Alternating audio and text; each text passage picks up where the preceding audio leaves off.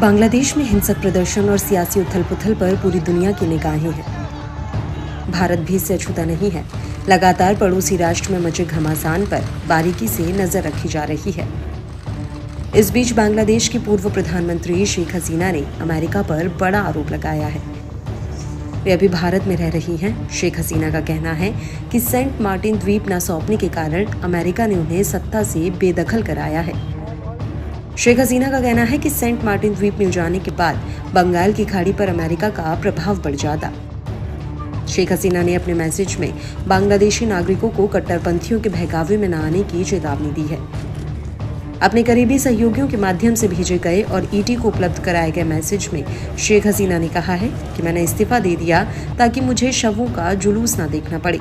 वे छात्रों की लाशों पर सत्ता में आना चाहते थे, लेकिन मैंने ऐसा नहीं होने दिया। मैं सत्ता में बनी रह सकती थी अगर मैंने सेंट मार्टिन द्वीप की संप्रभुता को त्याग दिया होता और अमेरिका को बंगाल की खाड़ी पर प्रभाव रखने दिया होता। मैं अपने देश के लोगों से विनती करती हूँ, कृपया कट्टरपंथियों के बहकावे में न आएं। इकोनॉमिक्स टाइम्स की खबर में कहा गया है कि शेख हसीना ने अपने करीबी सहयोगियों के जरिए भेजे गए संदेश में ये बातें कही हैं। ईटी को हसीना का ये संदेश हासिल हुआ है। शेख हसीना ने छात्रों के उग्र विरोध प्रदर्शन के बाद 5 अगस्त को पीएम पद से इस्तीफा देकर देश छोड़ दिया था। वे फिलहाल भारत में सुरक्षित स्थान पर रह रही हैं। शेख हसीना आगे कहती हैं, अगर मैं देश में रहती तो और अधिक लोगों की जान चली जाती और अधिक संसाधन नष्ट हो जाते। मैंने बाहर निकलने का बेहद कठिन निर्णय लिया। मैं आपकी नेता बनी क्योंकि आपने मुझे चुना। आप मेरी ताकत थे। मेरे दिल में ये खबर सुनकर रोना आ गया है कि कई नेताओं की हत्या कर दी गई है।